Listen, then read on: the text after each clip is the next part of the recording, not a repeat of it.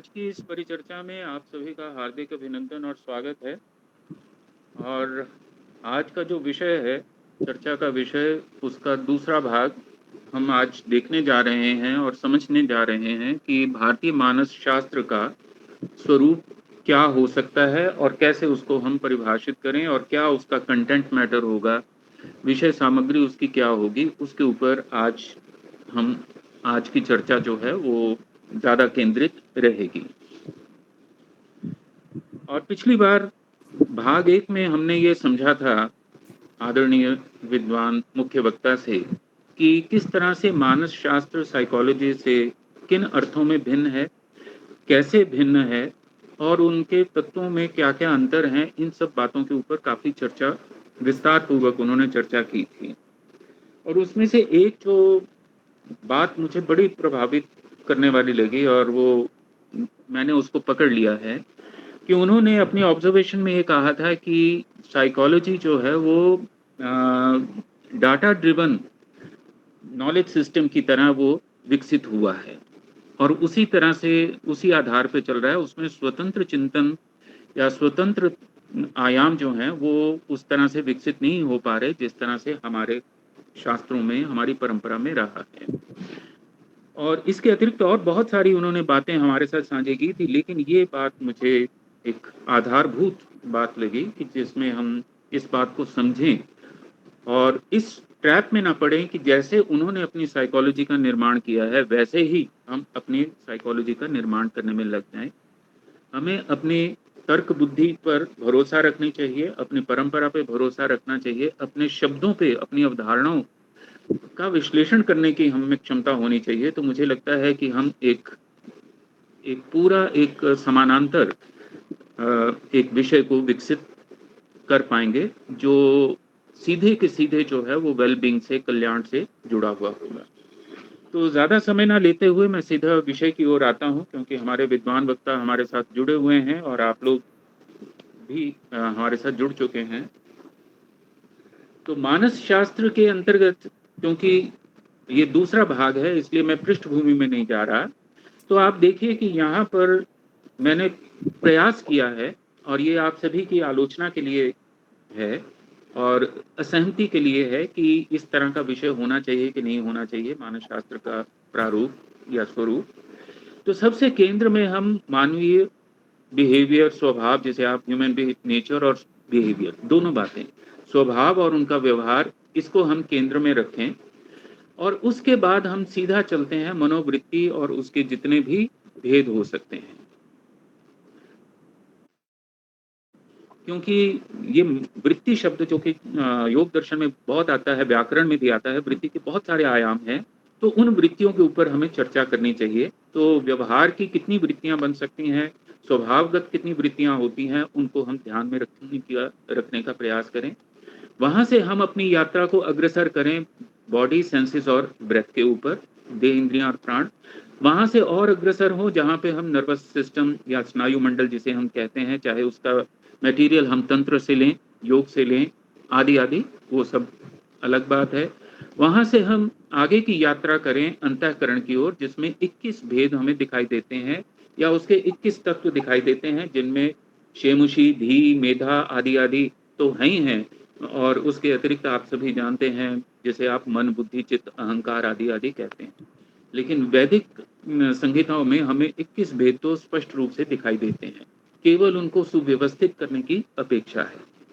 वहां से आगे की यात्रा जब आप करते हैं तो आप इमोशंस और सेंटिमेंट्स की दुनिया में चले जाते हैं, जहाँ पे भाव, अनुभव, संचारी, ये आपको साहित्य शास्त्र में मिलते हैं। वहां से आगे की यात्रा करते हैं तो आप ज्ञान की प्रक्रिया में चले जाते हैं, जिसमें बुद्धिज्म और जैनिज्म को मिलाकर के जितने भी भारतीय दर्शन हैं उनकी प्रक्रियाओं को हमें इसमें इंक्लूड करना चाहिए। वहां से आगे चलते हुए हम इसके स्वरूप में कर्म जो है, कर्म सिद्धांत और उसके जो प्रभाव हैं और उनके मूल्यांकन पद्धतियां, उनको हम विकसित करने का प्रयास करें। और वहां से चलते हुए जो है हम साइको लिंग्विस्टिक मनोभाषिकी जिसे कहते हैं कि भाषा का व्यवहार पे क्या प्रभाव पड़ता है और किस तरह से उसके विभिन्न अर्थ निकल आते हैं, जिनमें प्राइमरी मीनिंग से लेकर के सजेस्टिव मीनिंग तक की यात्रा हमें देखने को और करने को मिलती है।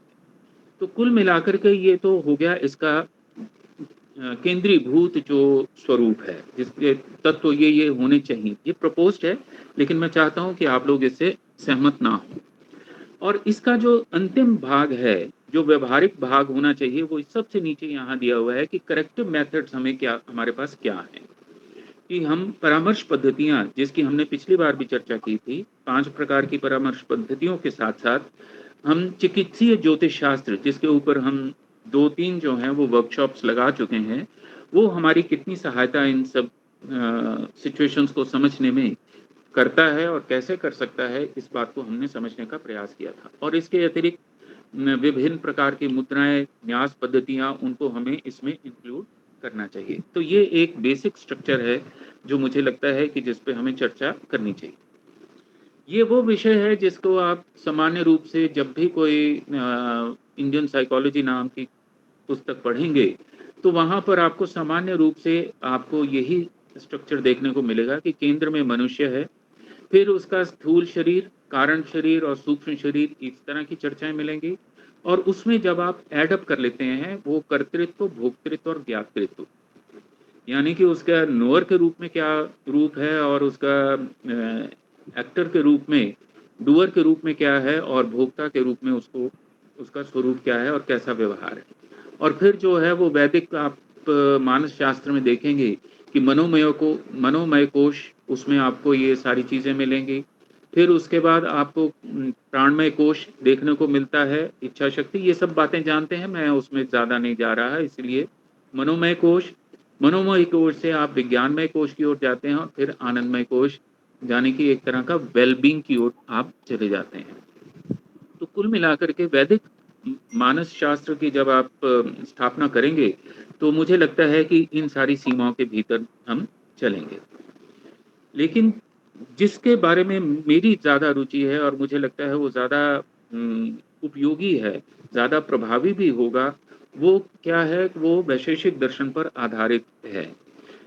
इसकी हमने पिछली बार हल्की सी चर्चा की थी कि केवल उसमें हमने द्रव्य को बदलना है देह से, और फिर उस मनुष्य देह में 24 गुण विद्यमान रहते हैं जो उसके पूरी सामाजिकता को निर्धारित करते हैं। फिर हर व्यक्ति जो है वो 2 प्रकार का उसमें सामान्य होता है, उसका व्यवहार पर सामान्य और अपर सामान्य 2 प्रकार का होता है। हर व्यक्ति की अपनी तरह की कुछ विशेषताएं होती हैं, हर व्यक्ति के समवाय संबंध होते हैं, हर व्यक्ति की मोटिवेशनल फोर्सेस 4 प्रकार के अभावों से चलती हैं, और फिर हर व्यक्ति समाज में 5 प्रकार के कर्म करता है, कभी ऊपर जाने के लिए प्रयास करता है, कभी अपने विस्तार के। तो ये इस तरह से अगर हम इन सारी चीज़ों को इंटरप्रेट करेंगे, तो मुझे लगता है कि ये एक बड़ा प्रभावी हो सकता है और इसके मूल्यांकन पद्धतियां विकसित करना ज़्यादा सहज है, बजाय वैदिक मानस शास्त्र के स्वरूप के से अलग करते हुए।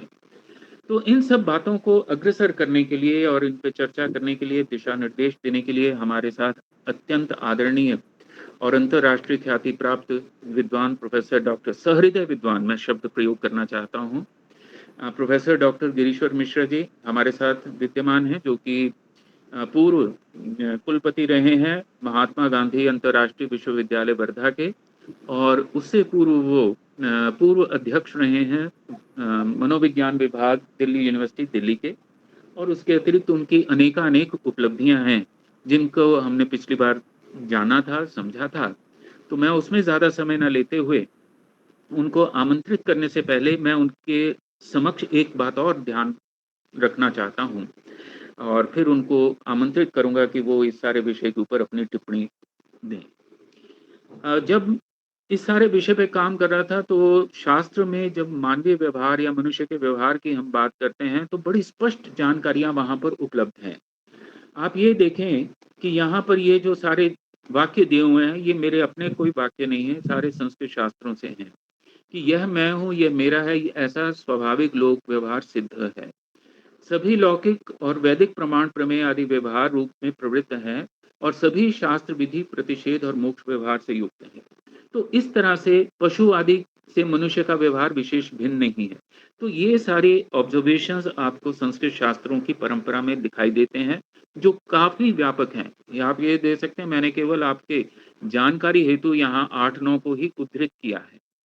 और इसको जब आप अग्रसर करते हैं, इसका विषय विस्तार करते हैं, तो आप ये देखेंगे कि यहाँ पर आप मानवीय व्यवहार के भेदों को जब आप करने लगते हैं, तो उसमें 4 प्रकार के मूल व्यवहार के भेद दिखाई देते हैं, जो कि अभिज्ञा अर्थात पदार्थों का ज्ञान कैसा है, अभिवदन उनके नामकरण की किस तरह की योजना है, उपादान है कि उसके प्रति आपकी प्रवृत्ति भावना आदि कैसी है, और फिर अर्थ क्रिया जो है कि आप उसके प्रति व्यवहार वस्तुतः कैसे करते हैं ऑन ग्राउंड। तो वहां से शुरू होकर के आप जब पूरे आगे शास्त्रीय सम्मत व्यवहारों को की ओर चलते हैं, तो कुल मिलाकर के आपको 5184 भेद इन मानवीय व्यवहारों के तो दिखाई देते ही, यानी कि 5184 प्रकार के। एक सेकंड सर का फोन आ रहा है।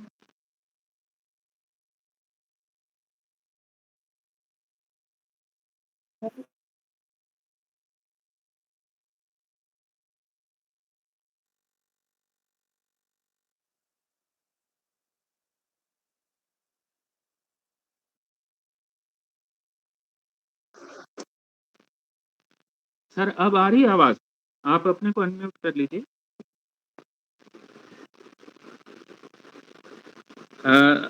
अब मेरी आवाज क्लियर है आपको? बाकी कोई जो प्रतिभागी हैं उनमें से कोई बता सकता है मेरी आवाज आ रही है उन तक? सर आपकी आवाज एक्चुअली बिल्कुल क्लियर है। जी जी, चलिए ठीक है, तो मैं अपनी बात को विराम देना चाहूंगा।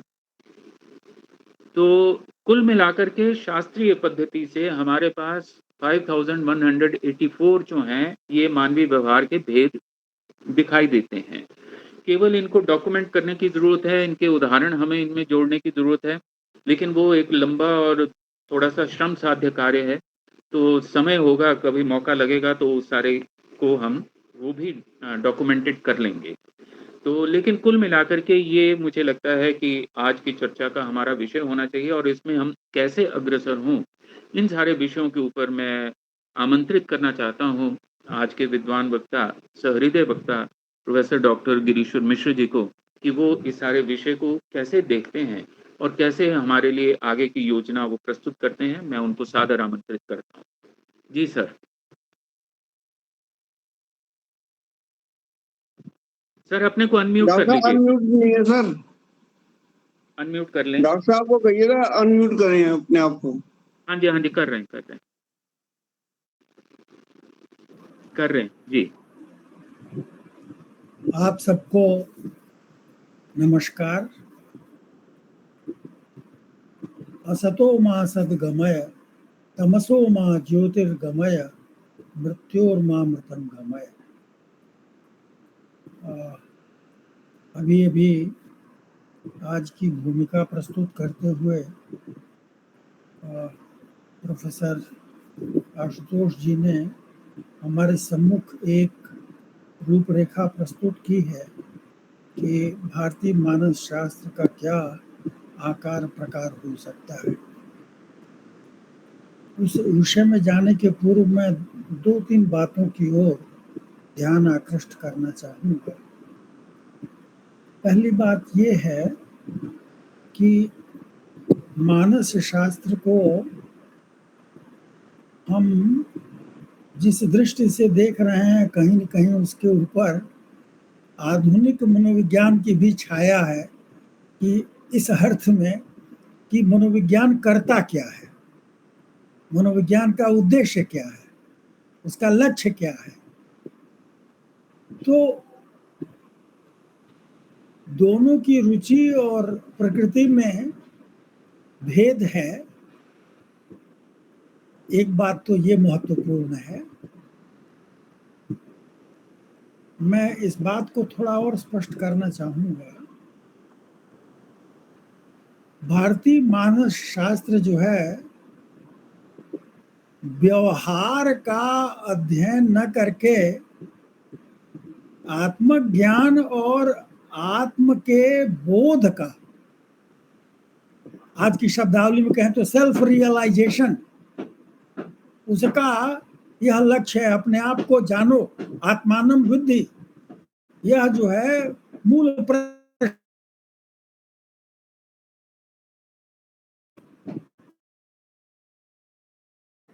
मैं इसलिए कह रहा है व्यवहार को हम अंडरस्टैंड करें, उन्हीं की शब्दावली में अगर कहें तो प्रेडिक्ट करें, कंट्रोल करें, यही उसका लक्ष्य है। और यहाँ जो उद्देश्य है वह है अपने स्वभाव को पहचानना, अपने आप को पहचानना। एक और बड़ा भारी अंतर है कि वह है कौन जिसका अध्ययन करना है, मनुष्य। और मनुष्य का व्यवहार का ही अध्ययन नहीं करना, क्योंकि मनुष्य की सत्ता का वह अर्थ नहीं है जो कि मनोविज्ञान की किताब में दिया हुआ है। मनुष्य की सत्ता जो है, अगर मनुष्य शब्द थोड़ा कमजोर लगता है, यहाँ पर जीव शब्द है, और वह जीव उसकी जो सत्ता है उसमें मैं डर के कह रहा हूं, क्योंकि सभी शास्त्र जो हैं वो अलग अलग ढंग से बात करते हैं, और शास्त्र की परिधि बौद्ध और जैन को भी शामिल कर दें तो और व्यापक हो जाती है। तो ये जो सत्ता है, कम से कम 3 तरह की चीजें उसमें हैं। एक तो शरीर है, और एक मन है, मानस है, चित्त है, अंतःकरण है। एक दूसरी कैटेगरी ये है, और तीसरी कैटेगरी जो है वह चैतन्य की है, आत्मा की है, परब्रह्म की है, ब्रह्म की है, चेतना की है। तो चेतना, शरीर और मन, इन तीनों का जो परस्पर संबंध है वह जिस रचना को जन्म देता है वह है मनुष्य, वह है जीव। मैं इसलिए कहना चाहता हूं ये बात कि आधुनिक मनोविज्ञान तो केवल भौतिक शारीरिक शरीर के आधार पर ही सब कुछ देखना चाहता है। अंग्रेजी में शब्द है रिड्यूस करना, रिडक्शनिज्म। तो हर चीज को अंततः हम देखना चाहते हैं कि शरीर में, मस्तिष्क में कहां पर क्या चीज है जिसमें हम उसको निरूपित कर दें, लोकेट कर दें, कि बुद्धि जो है मस्तिष्क के अग्रभाग में है,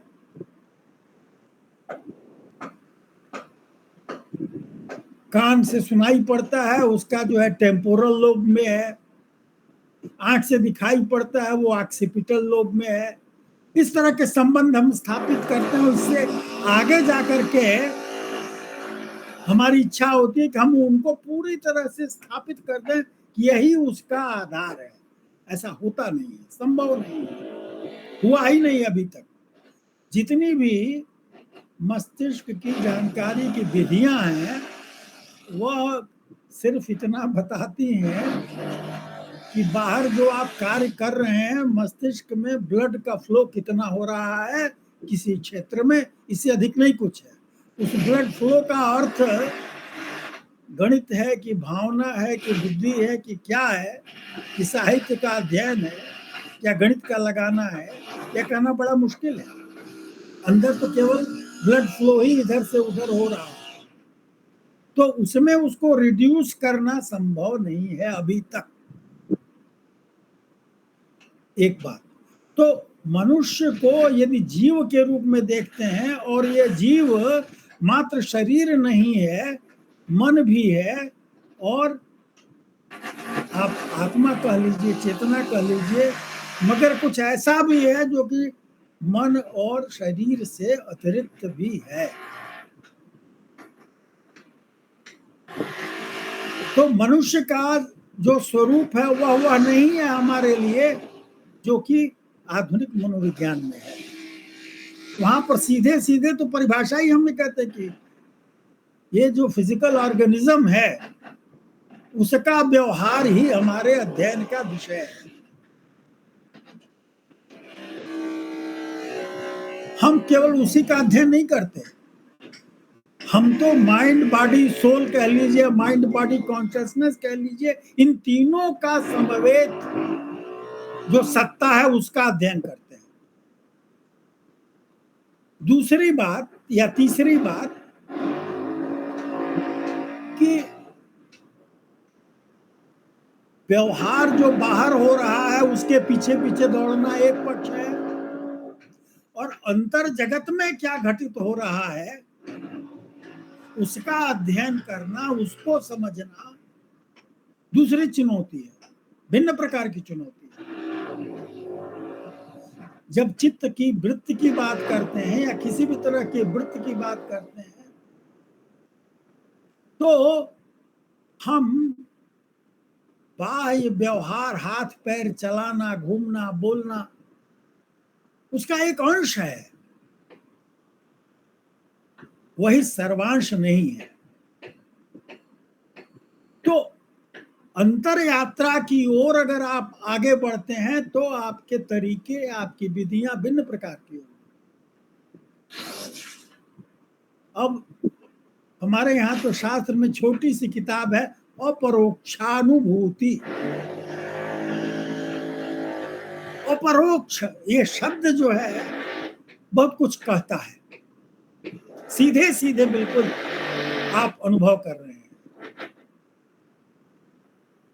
महर्षि अरविंद ने भी इसको लिया है कि एक है सेपरेटिव ज्ञान कि वस्तु है, ऑब्जेक्ट है, उसका अध्ययन कर रहे हैं, और एक स्वयं आप अध्ययन कर रहे हैं। मैं इसका उल्लेख इसलिए करना चाहता हूं कि हमारी विधियां आधुनिक मनोविज्ञान की लगभग सारी की सारी विधियां थर्ड पर्सन को लेकर के होती है। जैसे बुद्धि का अध्ययन करना हुआ तो हम एक दूसरे व्यक्ति की बुद्धि का मापन करेंगे, उसके जो प्राप्तांक मिलेंगे उसके आधार पर हम कुछ निष्कर्ष निकालते हैं। स्वयं अपना अध्ययन हम नहीं करते। स्वयं या स्व जो है हमारी चिंता का केंद्र नहीं होता, उसका विषय नहीं होता। भारतीय मानस शास्त्र जो है इधर अंदर की ओर जाने वाला है। मैं इस बात की ओर आपका ध्यान आकृष्ट करना, हमारी जो विशिष्टता है वह यह है। एक बात और, लगभग सभी शास्त्रों में इसका उल्लेख हमने पिछली बार भी किया था कि ज्ञान की यात्रा का आरंभ दुख को समझने से है और दुख को दूर करने से है। कह सकते हैं कि पूरा भारतीय मानस शास्त्र अप्लाइड है, वह उस दुख को निवारण का कारण है, माध्यम है, तरीका है। तो हम जीव का अध्ययन करते हैं, हम शरीर, मन और चेतना का अध्ययन करते हैं। केवल शरीर का अध्ययन नहीं करते, हर चीज को केवल शरीर में ही डाल करके देखना नहीं चाहते। हम केवल दूसरे के अध्ययन के द्वारा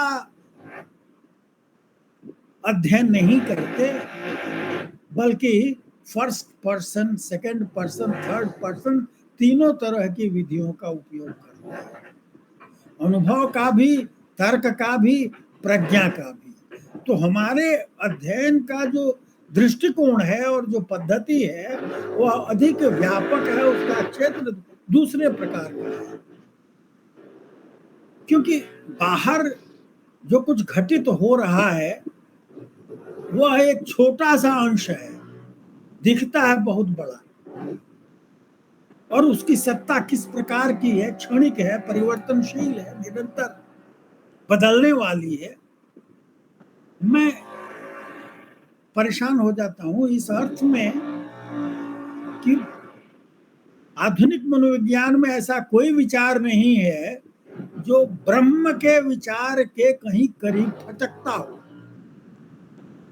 कुछ ऐसा हो जो अनादि हो, जो अनंत हो, जो विभु हो, जो हमेशा मौजूद रहे।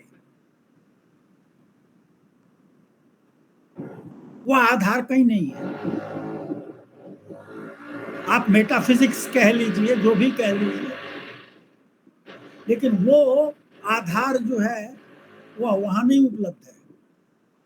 तो जिस धरातल पर भारतीय मानस शास्त्र कार्य करता है और मैं जिसका उल्लेख कर रहा हूं वह भावना चरक में भी है, सुश्रुत में भी है, आयुर्वेद के विषय में भी है। आयुर्वेद में मनुष्य को राशि पुरुष कहा गया है। प्रसन्न आत्मेन्द्रिय मन स्वस्थ, आत्मा इंद्रिय मन तीनों जब प्रसन्न हो तो स्वास्थ्य की स्थिति बनती है। और आत्मा, मन और इंद्रिय, तो इंद्रिय शरीर हुआ, और मन का स्वास्थ्य और आत्मा का स्वास्थ्य यह भी आवश्यक है। ये तीनों जो है हमारे लिए महत्वपूर्ण है। मैं इस बात पर जोर इसलिए देना चाहता हूं कि केवल भौतिक शारीरिक सीमा तक ही अगर हम सीमित अपने को रखते हैं तो ये तो एक दूसरा वर्जन भारतीय मनोविज्ञान पश्चिमी मनोविज्ञान का बनेगा। लेकिन यदि हम इसको माइंड बॉडी सोल के कॉम्प्लेक्स संकुल, जहां पर शरीर भी है, मन भी है, मानस भी है, आत्मा भी है, चेतना भी है, इन सबको हम अपने अध्ययन विषय का आधार अगर बनाते हैं तो बात दूसरे प्रकार की, सोचने का तरीका ही बदल जाता है। क्योंकि वहां पर तो पूरी तरह से सब कुछ बिहेवियर है, मेमोरी हो चाहे परसेप्शन हो, जो भी हो सब बिहेवियर है। बिहेवियर के अलावा कुछ है ही नहीं है। चिंतन भी बिहेवियर है। तो सब कुछ को रिड्यूस कर दिया गया बिहेवियर में, उसकी गणना और सब कुछ हम करते हैं। ये चुनौती है कि हम मानस, चेतना और शरीर, इनको ले करके हम स्मृति का अध्ययन कैसे करें, प्रत्यक्ष का अध्ययन कैसे करें, भाव का अध्ययन कैसे करें। आप ये देखिए आदरणीय आशुतोष जी, आप रस के चिंतन में जो उड़ान है कि आप ब्रह्मानंद सहोदर की बात करते हैं, साधारणीकरण की बात करते हैं, वे आपके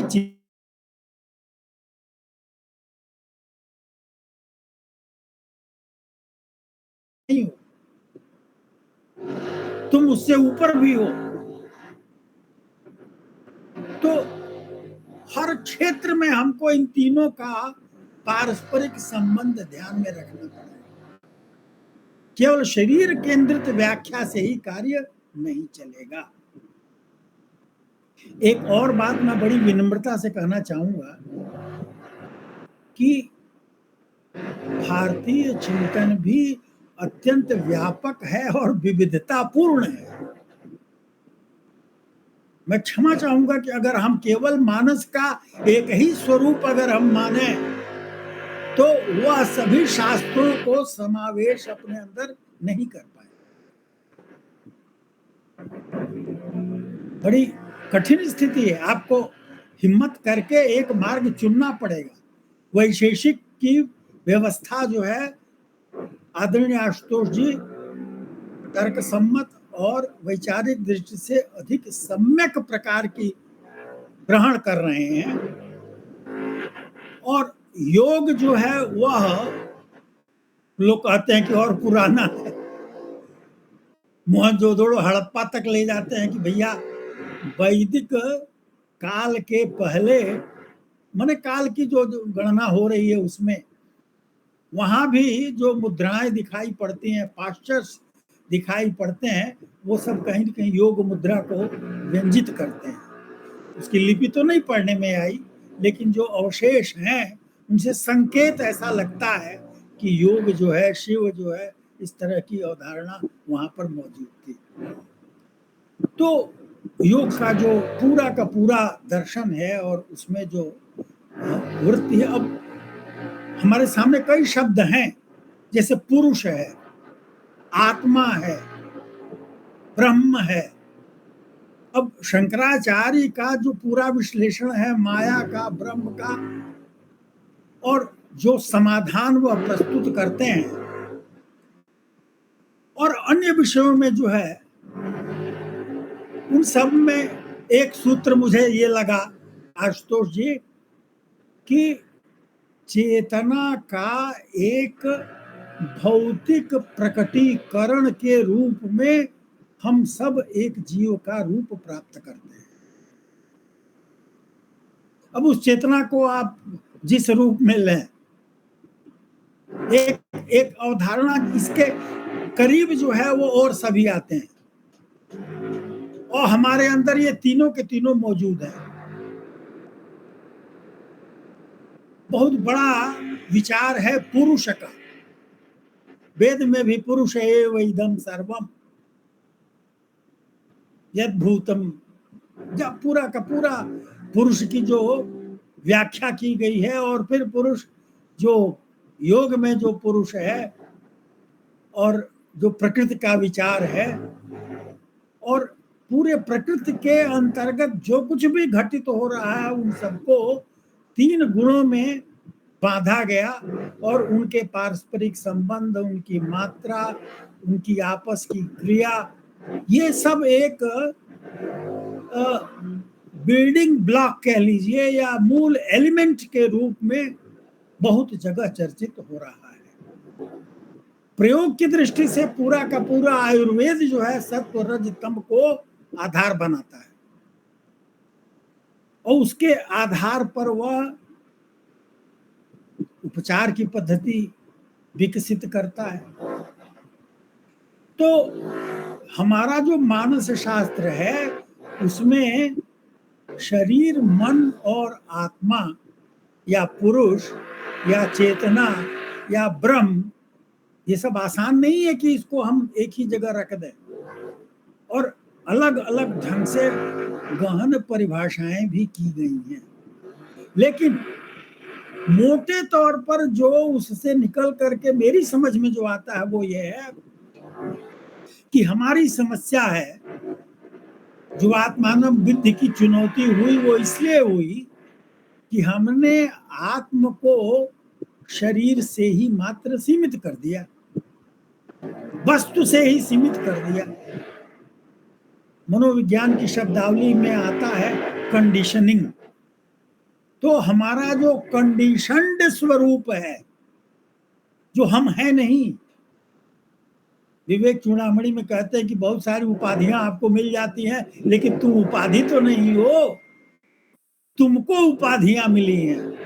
तो तुम जो निरुपाधि जो वास्तविक तुम्हारा स्वरूप है उसको जानो।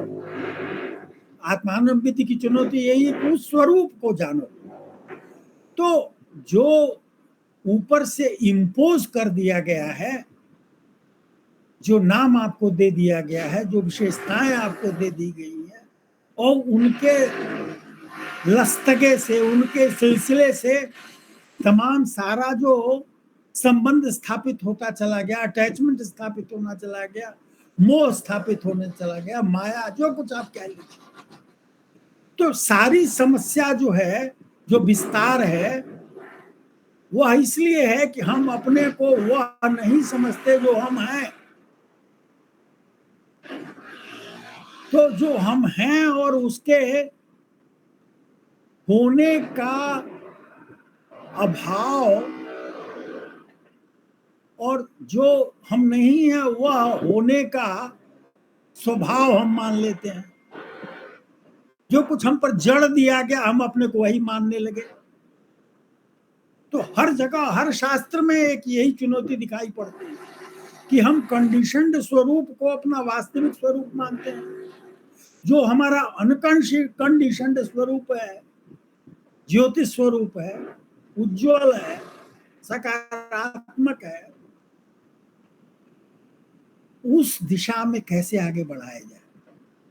तो जितना भी प्रयास किया जाता है उसकी दिशा उसी प्रकार की है। इंडियन साइकोलॉजी या भारतीय मानस शास्त्र तो पूरी तरह से पॉजिटिव साइकोलॉजी है, सकारात्मक मनोविज्ञान है, जो इस बात की तलाश करता है कि हम किस प्रकार अपने आत्म स्वरूप के ऊपर जो इम्पोज्ड स्वरूप है उसके भेद को समझ सकें। सारे प्रयास इसी प्रकार के होते हैं कि हम उससे अपने को बरी कर सकें, अपने वास्तविक स्वरूप को जान सकें। तथा द्रष्टु स्वरूपे अवस्थानम, चित्त के वृत्तियों के निरोध के बाद हम अपने स्वरूप में स्थित होते हैं, और चित्त की वृत्तियां जिन जिन वस्तुओं में पहुंची और हम वही अपने आप को मानने लगे, वही बनने लगे, वही अपने आप को समझने लगे। इस दौड़ में ही सारा जीवन जाता है। जो हम नहीं है उसी को पाने को, वही बनने के लिए हम आतुर हैं। पूरी गीता की चुनौती या योग शास्त्र की चुनौती मेरी समझ में तो यही आता है कि चित्त वृत्तियां जिस दिशा में जा रही हैं, अपने को आप वही मानते हो, तो कहा गया कि इसके लिए विराग करो, अपनी स्थिति में आने का प्रयास करो, अभ्यास करो। तो जो बड़ी भारी चुनौती हमारी है, जो जीवन के सामने चुनौती है, कम से कम यह अनुभव करना कि हम यह नहीं है जो हमारे ऊपर लादा गया है। हमारा वास्तविक स्वरूप क्या है आसान नहीं है, क्योंकि जन्म के बाद आपके ऊपर ये सारी चीजें लादी जाती हैं कि तुम ये हो, तुम ये हो, तुम ये हो, तुम ये हो, और उन सभी उपाधियों को ही हम वास्तविक मानकर उसी के अनुसार हम चलते हैं। तो एक एक आधार दृष्टि जो है वह सभी प्रकार के जितने भी चिंतन हैं, और करीब करीब इसी तरह का मिलता जुलता चिंतन बौद्ध और जैन विचार में भी दिखाई पड़ता है कि कहीं न कहीं हमारे स्वभाव में जो विकृतियां आती हैं, उन विकृतियों का कारण यही है जो ये इम्पोजिशन है। कहानी थोड़ी लंबी भी हो जाती है, क्योंकि हमारा स्वभाव जो कहा जाता ना कि ब्लैंक स्लेट, तो हम लोग तो यही मानते हैं कि हम ब्लैंक स्लेट लेके नहीं हैं। जन्म के साथ ही कुछ संस्कार पूर्व जन्म से हमको प्राप्त रहते हैं। आप उसको जेनेटिक कोड कह लीजिए, जो भी कह लीजिए, वह भी कुछ स्पष्टता तो नहीं कहा जा सकता कि कैसे माता पिता से वह ट्रांसमिट हो जाता है, और माता पिता के माता पिता और उनके माता पिता से भी वह जीन का ट्रांसमिशन पीढ़ियों दर पीढ़ियों हो जाता है। कब रूप, रंग, बाल के रंग, तमाम सारी चीजें, आंख का रंग, बहुत सारी चीजें, पुतलियों का रंग, बहुत सारी विशेषताएं जो है वो ट्रांसमिट होती है और हमें पनपती हैं, उपस्थित होती हैं। अब आप इसे पूर्व जन्म कहें न कहें, ये आपकी इच्छा। पूर्व जन्म एक कैटेगरी बनाई गई जो कि हम अपने पहले के जो हमारी उपलब्धि है, जो कर्म की उपलब्धि है, वो हमने उसमें लिया है, और उसके आधार पर जो वासनाएं कह लीजिए, जो इम्प्रेशंस बने, जो संस्कार बने, वे सब जो है हमको प्रभावित करते हैं। तो हम ब्लैंक स्लेट के रूप में जीवन नहीं आरंभ करते, कुछ संस्कारों के साथ हम जीवन आरंभ करते हैं। और यह बड़ा विचित्र है कि जो कर्म है और कर्म फल है, वो तो परस्पर ऐसे संबंधित है कि उनका अकाट्य संबंध है, अनिवार्य संबंध है, अपरिहार्य संबंध है। ऐसा हो ही नहीं सकता कि कर्म का फल हो ही नहीं, उसका प्रभाव पड़ेगा ही पड़ेगा, उसका संस्कार बनेगा ही बनेगा। और ये कर्म की बात आप बौद्ध विचार में भी पाएंगे, और शेष जो तमाम शास्त्र है वहां भी आप इस प्रकार का प्रभाव पाएंगे। और यह भी है कि कर्म बड़ा बलवान है, आप उससे बच भी सकते हैं, वह आपके कर्म के ऊपर निर्भर करता है। तो कर्म का विचार, पुनर्जन्म का विचार भी कहीं न कहीं आधारभूत हमारे चिंतन में चारों ओर प्रविष्ट है, उपस्थित है। तो जिस मनुष्य की हम बात कर रहे हैं, जिस जीव की बात कर रहे हैं, जिस सत्ता की बात कर रहे हैं, जिसके व्यवहार की बात कर रहे हैं, जिसके व्यवहार के उद्देश्य की बात कर रहे हैं, वह सब कहीं न कहीं एक व्यापक धरातल पर स्थापित है। वो केवल आप ये देखिए ना, मैं मनोविज्ञान पढ़ाता रहा हूँ 50 वर्ष, पुस्तकें भी उसकी लिखी हैं और उसकी जो शब्दावली है उन सब में यही है कि सब कुछ व्यक्ति में ही आप गिन लीजिए, उसका एटीट्यूड, उसका इंटरेस्ट, सब कुछ, मोटिव, सब कुछ, और उसी के आधार पर उसके व्यवहार को आप प्रभावित करते हैं, समझने की कोशिश करते हैं। सारा शोध सब कुछ इसी प्रकार का होता है। चूंकि आपकी बुद्धि इतनी है, आपका मोटिवेशन इतना है, इसलिए आप ऐसा कर रहे हैं। गीता में जो कहा गया कि अधिष्ठान, कर्ता, दैव, चेष्टा, 5 कारक जो है बताए गए, जो कि किसी, और दैव तो उसमें एक 5वां हिस्सा है, कर्ता भी जो है वो 5वां हिस्सा है, अधिष्ठान की भी एक भूमिका है। तो ये 5 जो है मिलकर के किसी चीज की उपस्थिति को घटित करते हैं। एक विचार उसमें ये दिखाई पड़ता है जब ये कार्य को देखने का हम प्रयास करते हैं। तो जो साइकोलॉजिकल मेकअप हमारा है, या जो साइकोलॉजिकल दृष्टि है व्यक्ति को समझने का जो हम प्रयास करते हैं, उनका जो आधार है वह इन विचारों के परिप्रेक्ष्य में ही हमें विकसित करना होगा। और यह बात बहुत सही यहाँ प्रथम स्लाइड में ही जो लिखी गई है कि भारतीय मानस शास्त्र श्रेष्ठ आचरण की पराकाष्ठा खोज लेगा। श्रेष्ठ आचरण जो है, उत्तम आचरण, उदात्त, ये हमारा उद्देश्य है। शायद उसका सबसे मूल शब्द जो है वह धर्म है, उसी में सब कुछ प्रविष्ट हो जाता है। और उस धर्म के अनुकूल आचरण हुआ, धर्म के विरुद्ध नहीं होना चाहिए, कुछ भी वो धर्म के अनुरूप होना चाहिए।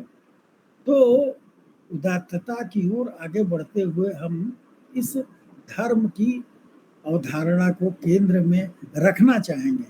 भारतीय मानस शास्त्र के चिंतन का जो केंद्रीय विचार होगा वह धर्म होगा, कर्म होगा, पुनर्जन्म होगा। और पुनर्जन्म को और स्पष्ट कर ले, हम संस्कार और जो वासनाएं हम प्राप्त करते हैं अनुक्रमिक रूप से, वंशानुक्रमिक रूप से, और अपने ही कर्मों के फल के रूप में वो हमारे पास उपलब्ध होते हैं। तो हमको यह देखना पड़ेगा। एक और मुख्य अंतर हमको समझना चाहिए, यहाँ पर संकेत में करना चाहूंगा। चेतना शब्द का बड़ा प्रयोग किया जाता है।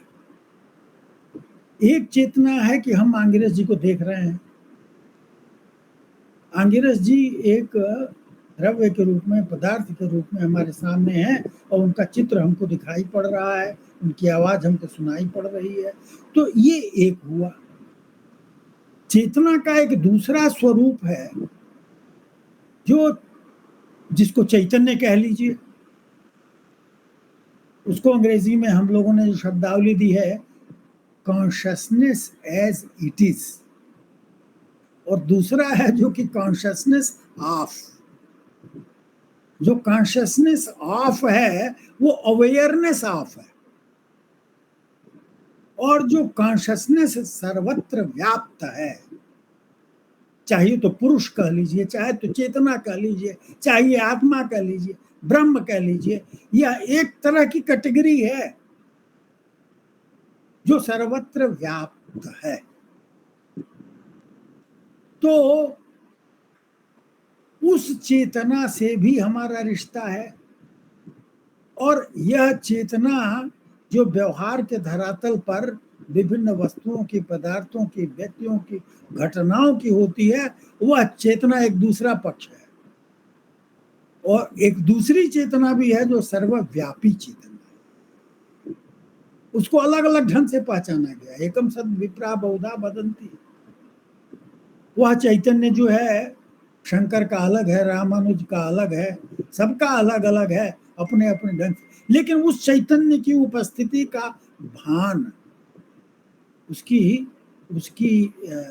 चिंता या उसकी उपस्थिति सबको स्वीकार्य है। तो वह चैतन्य किस प्रकार से हमसे संबंधित होता है, इसका तरीका निकाला गया। और तमाम शब्दों में, तमाम शास्त्रों में प्रकृति से जन्य जो मानस है, जो सत्वगुण प्रधान वाला है, और वह जो चैतन्य है, परम चैतन्य है, वहां भी सत्वगुण की प्रधानता है। और वह सत्वगुण जो है इसमें मानस में रिफ्लेक्ट होता है, परिलक्षित होता है, उसका प्रतिबिंब होता है।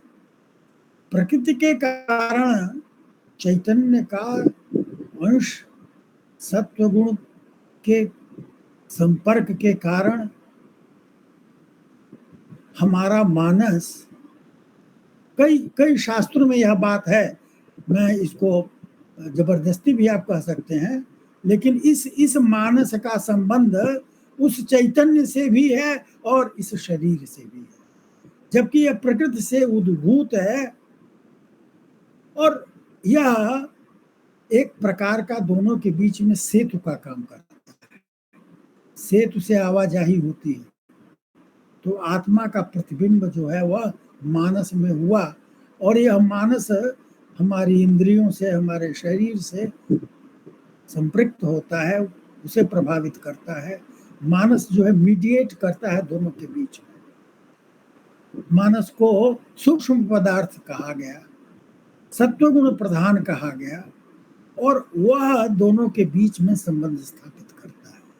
मैं कहना यह चाहता हूं कि हमारा लस्तगा, हमारा सिलसिला, हमारा संबंध जो है चैतन्य से बना रहता है, और मानस उस चैतन्य तक जाने का माध्यम है। अब यह मानस कैसे कार्य करता है, इसका क्या स्वरूप है, मानस अंतःकरण और अस्मिता, अहंकार, इंद्रियां, इनका पारस्परिक संबंध क्या है, कैसे ये ऑपरेट करते हैं, इनका खाका मोटा मोटा बन जाता है। चाहे आप कठोपनिषद को लीजिए या गीता को लीजिए या अन्यत्र भी इस प्रकार की चर्चा आप पाएंगे। बहुत गहराई में जाएंगे तो वहां पर तरह तरह के अंतर भी प्राप्त होते हैं। अंतःकरण और चित्त सिनोनिमस भी हैं और नहीं भी हैं, और मानस, इन सबको अलग अलग ढंग से देखा गया है। तो जब मनोविज्ञान है वहां भी तमाम तरह के भेद हैं, लेकिन जब जनरल साइकोलॉजी पढ़ाई जाती है तो एक स्पष्ट खाका दिया जाता है। हमारे सामने भी यह चुनौती है कि हम भारतीय मानस शास्त्र का एक ऐसा स्वरूप विकसित करें, आत्मा का, मानस का, शरीर का, इंद्रियों का व्यवस्थित रूप से ऐसा ग्राह्य हो, जो अधिकाधिक ग्राह्य हो। विभिन्न मतों में यह हमको विकसित करना पड़ेगा, एक खाका बनाना पड़ेगा कि कैसे ये कार्य करता है। ये केवल कहने से नहीं काम चलेगा कि आत्मा होती है और मानस होता है और शरीर होता है और इनका संबंध है, यह संबंध कैसे होता है, इसका मैकेनिज्म भी हमको कहीं न कहीं बताना पड़ेगा। किस प्रकार से ऑपरेट करते हैं, इनका उल्लेख करना पड़ेगा। और यह भी कि योग कम से कम एक शास्त्र है जिसका पूरा विस्तार इस दृष्टि से हुआ है कि धरती पर रहने वाला, समाज में रहने वाला, यम नियम का पालन करने वाला जो जीव है वह कैसे काम करता है। अब मैं इसका उल्लेख इसलिए कर रहा हूं कि बड़ा ठोस जिक्र है यम और नियम में कि आप आचरण किस प्रकार का करोगे। योग मुझे बार बार याद आ रहा है क्योंकि उसमें वृत्तियों में भी अच्छी और बुरी, क्लिष्ट और अक्लिष्ट वृत्तियों की भी बात है। प्रत्यक्ष भी आपका क्लिष्ट अक्लिष्ट होगा, विपर्यय भी क्लिष्ट अक्लिष्ट होगा, निद्रा भी, सभी।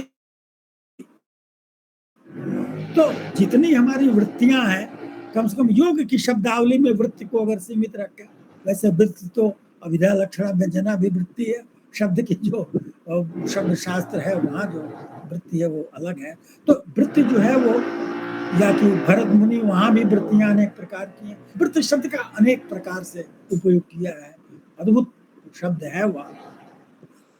तो इन वृत्तियों का योग इसलिए कि योग करीब आता है मानस शास्त्र का जो प्रचलित मनोविज्ञान की जो शब्दावली है या उसकी जो समस्याएं हैं उनसे कहीं न कहीं थोड़ा ज्यादा जुड़ता है, इसलिए मैं उसका उल्लेख कर रहा हूं। मेरा यह अर्थ नहीं है कि अन्य शास्त्रों का उपयोग न किया जाए।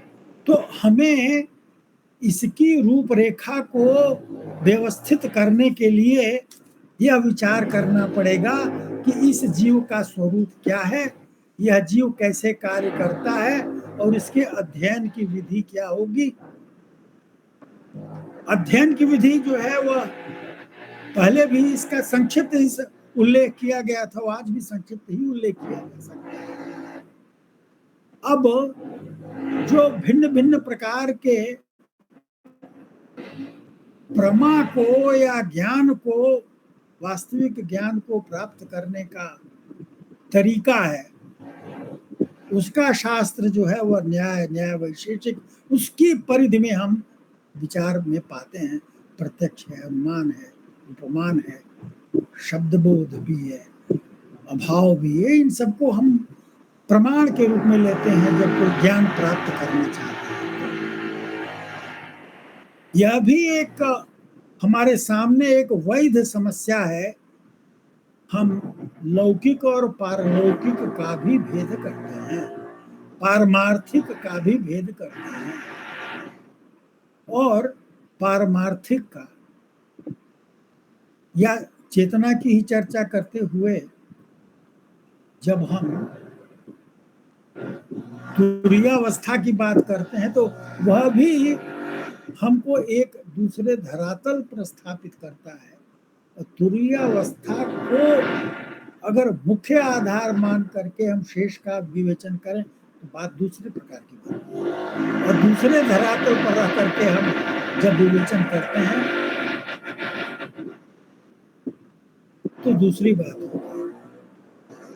मेरे आवास के ऊपर तुरीयावस्था में ऊपर कुछ कार्य हो रहा है और उसकी देखिए तो बाधाएं नाना प्रकार की हैं। तो चैतन्य का जो स्वरूप है वह हमारे यहाँ एक पश्चिमी चिंतन की तुलना में एक बड़ी अच्छाई कह लीजिए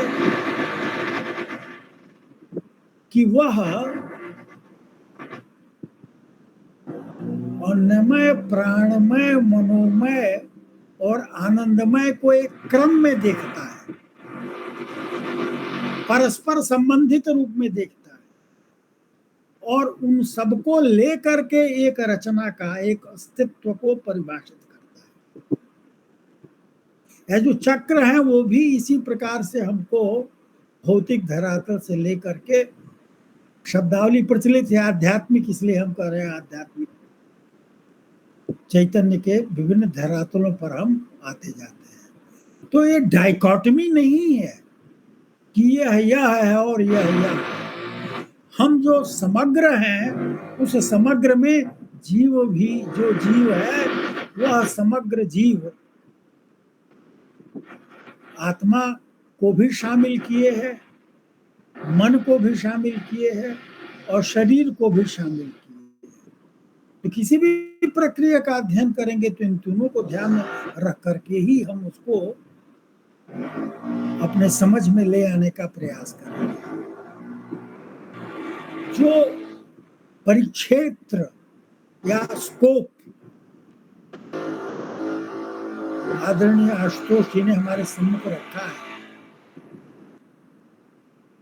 इसको थोड़ा दूसरे ढंग से रखना पड़ेगा, क्योंकि शरीर के जो विभिन्न पक्ष हैं, जो सूक्ष्म शरीर है, जो स्थूल शरीर है, और जो भूमिकाएं हैं ज्ञाता, कर्ता, भोक्ता की, यह जो इम्बॉडीड कॉन्शसनेस है, जो आकार पाई हुई जो चेतना है, इम्बॉडीड कॉन्शसनेस, जिस शरीर में हम हैं उस शरीर के द्वारा उस शरीर में रहने वाला, उस पुर में रहने वाला जो जीव है, जो आत्मा है, और उन समग्र के आधार पर जो व्यवहार हो रहा है, उस व्यवहार का वर्गीकरण जब हम करने चलते हैं तो भारत और अन्यत्र भी यह बात दिखाई पड़ती है। सुविधा के लिए ही कह लीजिए, एक है ज्ञानात्मक और एक है भावात्मक और एक है क्रियात्मक। कॉग्निशन, इमोशन और वॉल्यूशन, एक्शन ओरिएंटेड और भावनात्मक, भाव से संबंधित, इमोशन और सेंटिमेंट से संबंधित, और ज्ञान विषयक। तो हमारे व्यवहार जगत को इन तीन मुख्य भागों में, संज्ञानात्मक कॉग्निटिव, इमोशनल भावात्मक, और तीसरा जो है वह व्यवहार का, जो एक्शन से जुड़ा हुआ है।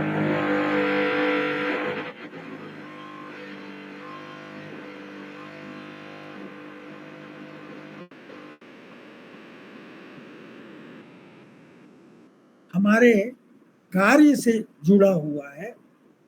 उस जगत को कैसे संचालित किया जाए, कैसे उसको समझा जाए। यहाँ पर जो भारतीय चिंतन है या भारतीय मानस शास्त्र है, मैं समझता हूँ उसकी बहुत बड़ी जो देन है और जो हमें स्वीकार करनी चाहिए और जिसके अंतर्गत हमको अपनी व्याख्या को समाहित करना चाहिए, और वो बड़ा महत्वपूर्ण शब्द भी है, वो है पुरुषार्थ का। मैं समझता हूँ कि उधर अपनी पूरी व्याख्या में आशुतोष जी ने थोड़ा कम ध्यान दिया है। पुरुषार्थ इसलिए केंद्रीय है कि वह पूरी दुनिया से हमको जोड़ने वाला है। मोटिवेशन की पूरी साइकोलॉजी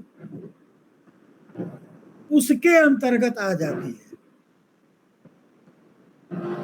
चाहे वो अर्थ का जगत हो, मैनेजमेंट हो, ऑर्गेनाइजेशन हो, राज्य हो, दंड नीति हो, उसके जितने प्रिंसिपल्स हैं वो हमको अर्थ के पुरुषार्थ की साधना में शामिल हो जाते हैं। और उस अर्थ का संबंध धर्म से, इसी प्रकार काम का संबंध भी धर्म से। तो जो प्रसार है हमारे जीवन में तमाम क्रियाओं का, जो तमाम तरह की एक्टिविटीज हैं, उन सबका लस्तगा इन्हीं दोनों से ज्यादा है, अर्थ से और काम से।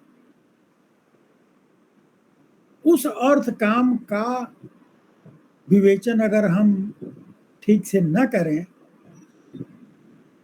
और हम देखते ही हैं अपने शास्त्र की परंपरा में उनको पूरा का पूरा शास्त्र का दर्जा दिया गया है, और दूसरी ओर मोक्ष शास्त्र भी है और धर्म शास्त्र तो है ही है।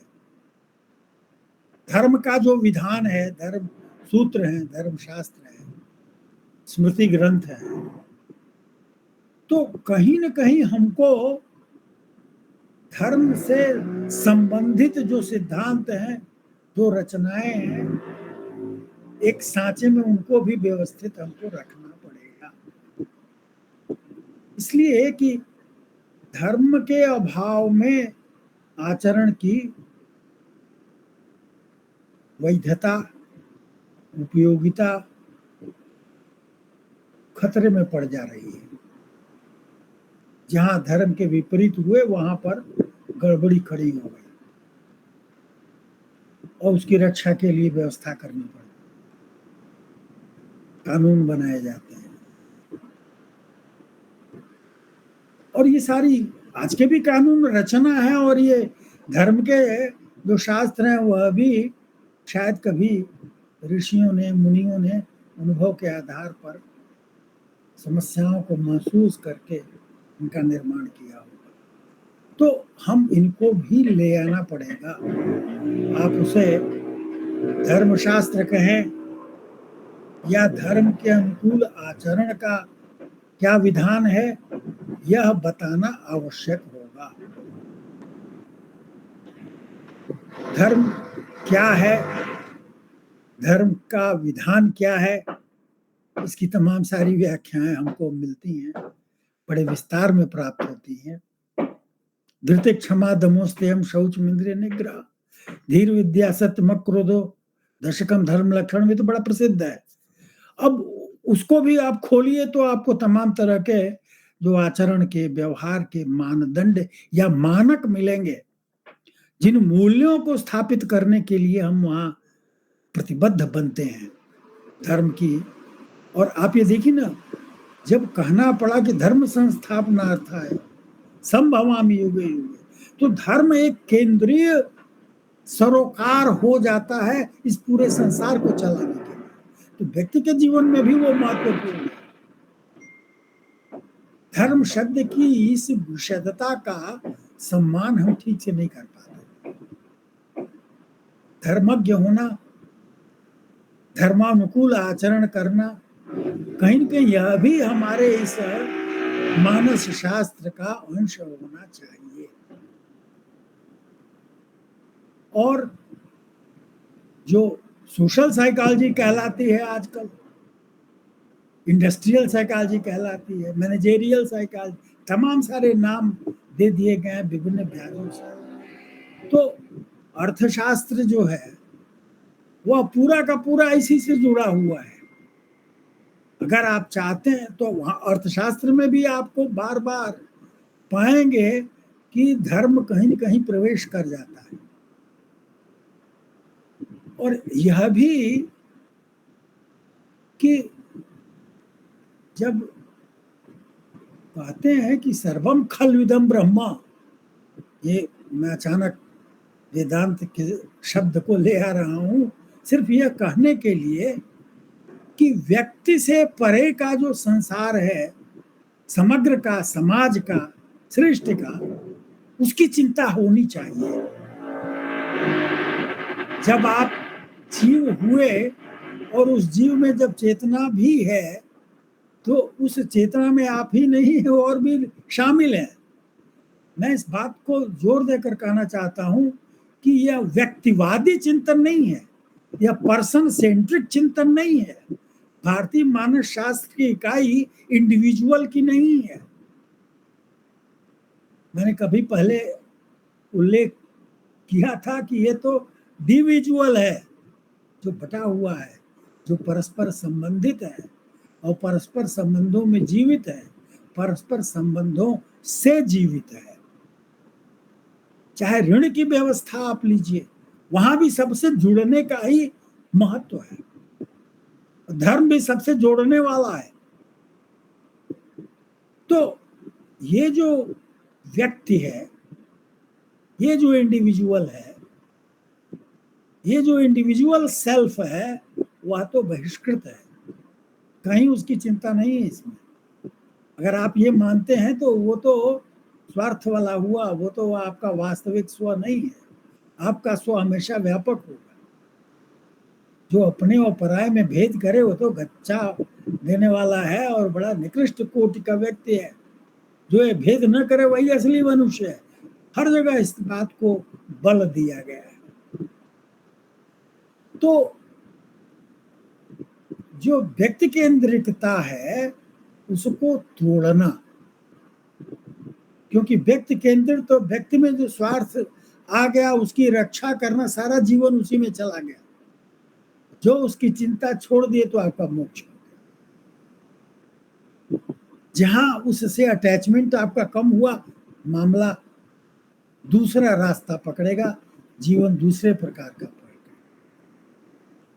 तो चाहे भाव जगत की व्याख्या हो, कर्म की व्याख्या हो, ज्ञान की व्याख्या हो, हर जगह उसका मार्ग यही है कि अपने सीमित से व्यापक की ओर की यात्रा कैसे की जाए। जो सीमित स्व है उसको व्यापक कैसे बनाया जाए, क्योंकि सीमित होने में ही संकट, संकुचित होने में ही संकट है। इस संकुचन से ही स्ट्रेस भी है, इस संकुचन से ही एंजाइटी भी है, इस संकुचन से ही डिप्रेशन भी है। इस संकुचन को तोड़ना स्वास्थ्य को बढ़ाने का काम है। तभी आप अपने में स्थित होंगे, स्व में स्थित होंगे, नहीं तो पर में स्थित होंगे और अस्वस्थ रहेंगे। स्व और पर का भेद कैसे किया जाए, मैं और तुम का अंतर कैसे किया जाए, मैं समझता हूँ ये एक चुनौती है जिसके साथ हमेशा भारतीय मानस शास्त्र लड़ता रहता है और इस चुनौती को देखने का प्रयास करता है। और इसकी कोटियां, इसकी जो कैटेगरीज हैं, वह कहीं न कहीं ऐसे अमूर्तन के स्तर पर ले जाती हैं जो वैश्विक रूप से प्रासंगिक है, सार्वजनिक रूप से, सार्वभौमिक रूप से जो प्रासंगिक है। तो जीवन को कैसे संचालित किया जाए, यह उसकी प्रमुख भूमिका है। आप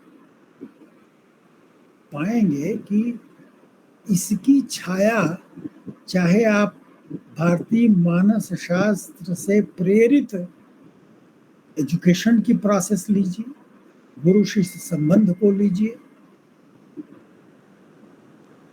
पारिवारिक संबंध को लीजिए, स्वास्थ्य के चिंतन को लीजिए, स्वास्थ्य के अध्ययन को लीजिए, वहाँ पर ये सारा हर जगह यह मॉडल काम करता है।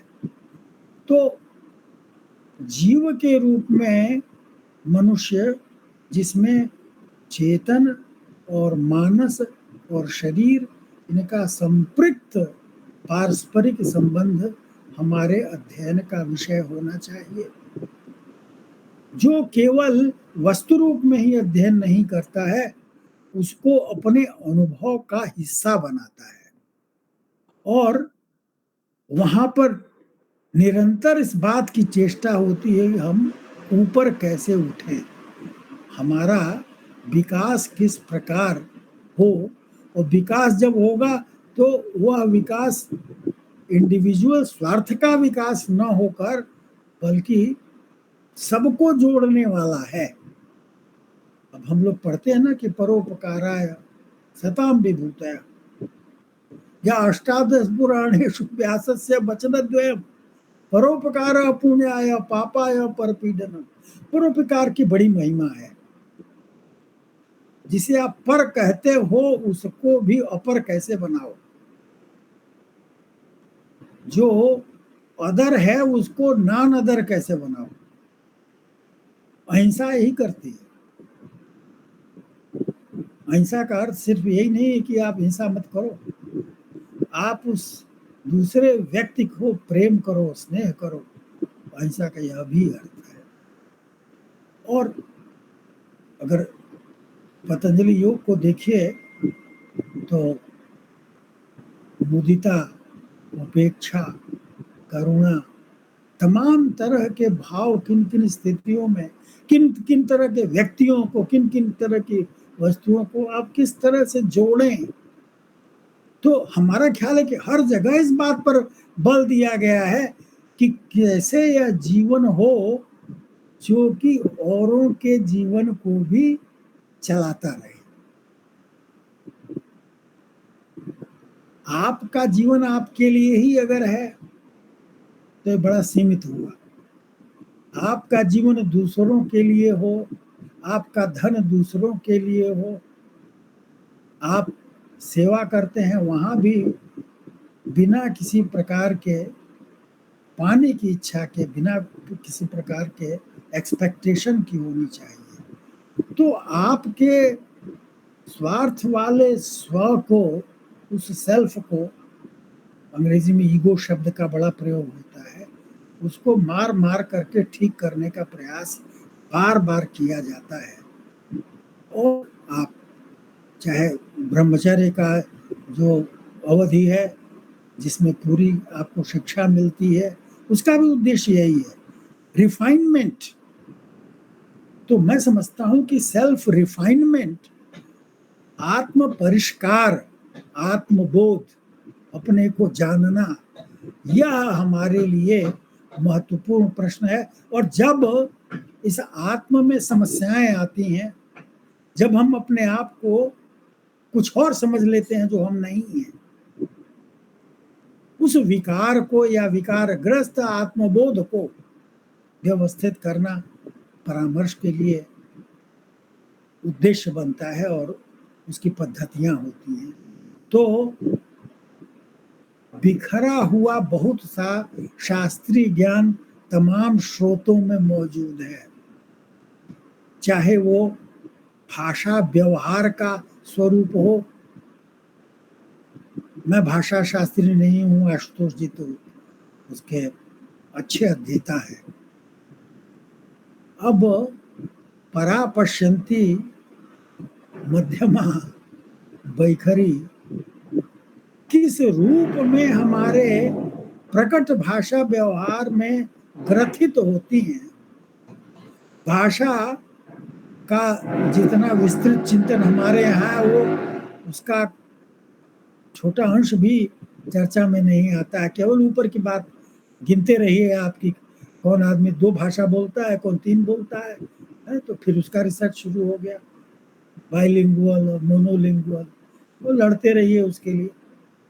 लेकिन भाषा और शब्द का अर्थ का संबंध क्या है, जितनी गहराई से देखा गया है वह बहुत कम, अन्यत्र उतनी गहराई से नहीं देखा गया है।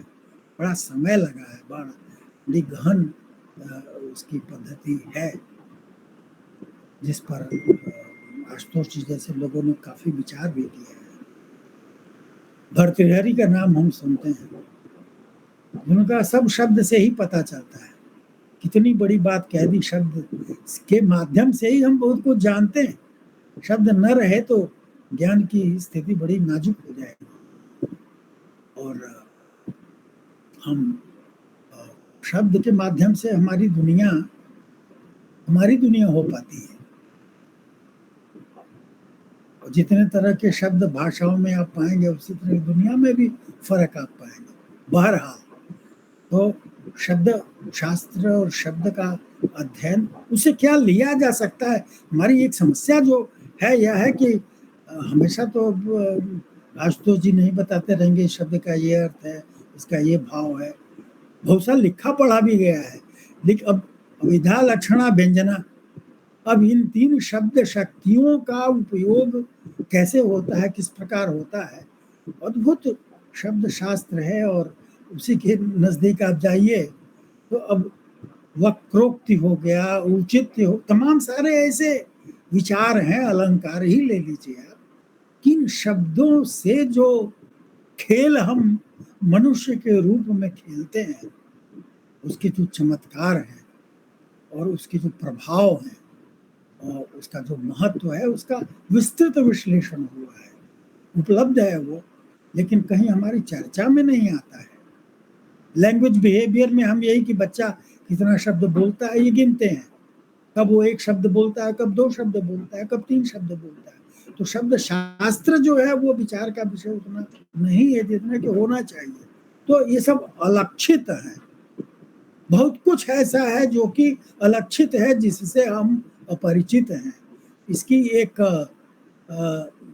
क्रमिक रूप से कम एक विषय का स्वरूप हमको बनाना पड़ेगा और पारस्परिक संबंध उनको एक तरह का बेसिक प्राइमर या रीडर एक तैयार करने की आवश्यकता है, जहां पर इन शब्दों का वास्तविक अर्थ और प्रयोजन ध्यान दें। ऐसा कभी आप न सोचें कि ये जितनी चर्चा हमारे शास्त्रों में है वहां पर कोई परिवर्तन नहीं हुआ है। जबरदस्त वाद विवाद शास्त्र का हुआ है और आप भी उसमें शामिल होकर के उसमें परिवर्तन ला सकते हैं। ऐसा कुछ नहीं है। अगर वह सुचिंतित हो और वह अर्थवान हो, उस आशय को विस्तृत करता हो। मैं इसका उल्लेख इसलिए करता हूं कि बहुत सारे लोग सोचते हैं कि तो परंपरा मृत है। एक शेल्डन पोलाक करके विद्वान हैं जिन्होंने लिखा कि Sanskrit is a dead language. अंग्रेजी में पूरी पुस्तक जबरदस्त उन्होंने लिखा। संस्कृत के पंडित हैं, हालांकि पूरा उन्होंने एक रस रीडर तैयार किया है। उसके बाद रस शास्त्र और जो भारतीय रस चिंतन है उसको विभिन्न स्रोतों से लेकर बड़ा अच्छा है वो। खैर, तो इस ज्ञान परंपरा को जो विस्मृत की गर्त में है उसको कैसे पुनर्जीवित किया जाए, यह हमारी चिंता का प्रश्न है। जिस स्तर पर अंगिरस जी तमाम शब्दों को प्रस्तुत कर रहे हैं उनके लिए एक पृष्ठभूमि चाहिए जिससे हो करके आप यहां तक पहुंचेंगे। सीधे यहां पर पहुंचना कई बार खटकेगा आपको कि ये है क्या और इनका पारस्परिक संबंध किस प्रकार। तो ये हमको इनविटेशन है, एक एकेडमिक आमंत्रण है कि इसको प्रखर कैसे बनाया जाए। हम एक समानांतर मानस शास्त्र नहीं तैयार करने जा रहे हैं, हम एक स्वतंत्र मानस शास्त्र तैयार करने जा रहे हैं। कुछ नाम आपने सुने होंगे, उनको अधिक मत तो नहीं मिला है, थोड़े लोग पढ़ते लिखते हैं। जैसे जुंग, जिन्होंने योग का भी अध्ययन किया, ईस्टर्न साइकोलॉजी करके उनकी पुस्तक भी है, और अपने ढंग से उन्होंने बौद्ध शास्त्रों का भी अध्ययन किया, सब अनुवाद से ही अध्ययन किया और कुछ बातें कही हैं उन्होंने। यह तो नहीं कहा कि कोई चेतना है जो कि सर्वत्र है इस प्रकार की, लेकिन कलेक्टिव अनकॉन्शियस उन्होंने कहा। कलेक्टिव अनकॉन्शियस हो सकता है तो कलेक्टिव कॉन्शियसनेस क्यों नहीं?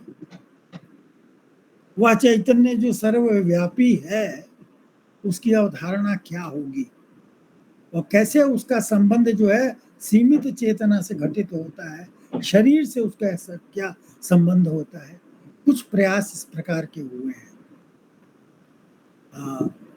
हम लोगों के एक वरिष्ठ प्राध्यापक रहे हैं, अब वो नहीं रहे, 2-3 वर्ष हुए, के रामकृष्ण राव, उन्होंने इसका काफी, वो दर्शन के भी पंडित थे, मनोविज्ञान के भी पंडित थे। उन्होंने साइकोलॉजी इन इंडियन ट्रेडिशन, ये एक पुस्तक प्रोफेसर परांजपे के साथ मिल करके तैयार की, जिसमें काफी कुछ बातें उन्होंने प्रस्तुत की हैं और यह दिखलाने की कोशिश की है कि यह जीव का जो अध्ययन का विषय है वह किस तरह से होना चाहिए, कैसे उसका विस्तार हो सकता है, उसके कुछ संकेत वहाँ पर उपलब्ध है।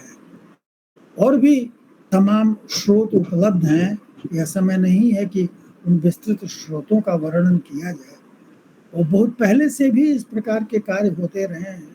हम सब लोग जगन्नाथ सिन्हा का नाम जानते हैं, जिन्होंने इंडियन साइकोलॉजी की 3 पुस्तकें जो है तैयार की थी, जिसमें तमाम शास्त्रों से चीज़ों को एकत्र करके उन्होंने रखने की कोशिश की। एक खंड जो है वो इमोशन और विल से है, एक जो है कॉग्निशन से है, परसेप्शन से है। तो भिन्न भिन्न प्रकार के विषयों पर जो सामग्री है। अब एक और महत्व की बात है कि इन भिन्न भिन्न प्रकार के प्रतिपादनों को कपोल कल्पना लोग मानते हैं। मैं गंभीरता से यह बात कहना चाहूँगा कि आजकल के शोध के बारे में कोई बहुत संतोषजनक स्थिति नहीं है। जहाँ पर बड़ा अच्छा कहा जाता है वहाँ की क्या स्थिति है। बहुत अच्छे जर्नल हैं, बड़े रिगरस हैं, परिनिष्ठित हैं। तो जिन बातों को शास्त्रों में कहा गया है उनके पीछे अनुभव की बड़ी भारी संपदा है, और वह केवल वैचारिक ही नहीं है बल्कि अनुभव सिद्ध भी है। और चाहे वो योग सूत्र हो या धर्म सूत्र हो या फिर चरक संहिता हो या फिर नाट्य शास्त्र हो, उन सब में आप पाएंगे कि लोक से संबंध जो है उनका बना हुआ है, जन से संबंध बना हुआ है, समाज से संबंध बना हुआ है। और ये शास्त्र जीवित ही नहीं रहते अगर लोक से इनका संबंध न रहता, क्योंकि वाचिक परंपरा में इसको संरक्षित करना तभी संभव था जब ये लोक का समर्थन मिलता, जब कुछ लोग कम से कम पढ़ते और समझते और स्मरण करते। तो ये कुछ मोटी बातें थी जिनका मैंने उल्लेख किया। क्रमबद्ध रूप से भारतीय मानस शास्त्र का स्वरूप किस प्रकार का विकसित होगा और उसके क्या क्या अध्याय होंगे, उनका कुछ संकेत हमने किया, और बहुत सारा संकेत बड़े स्पष्ट रूप से हमारे समक्ष यहाँ प्रस्तुत किया गया है। और इन सबको कैसे क्रमबद्ध रूप में जोड़ा जाए, यह कार्य जो है वह शेष है। मनोविज्ञान और इसी तरह से अन्य जितने भी आधुनिक समाज विज्ञान है या कोई भी विषय है, उसको विषय या अनुशासन मानने के लिए कुछ विषय बनाए गए और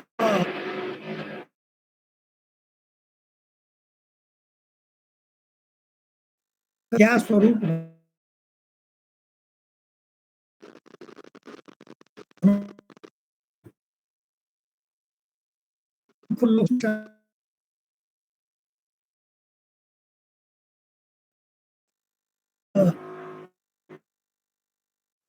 उसी रूप में तैयारी करके अध्ययन भी करते हैं।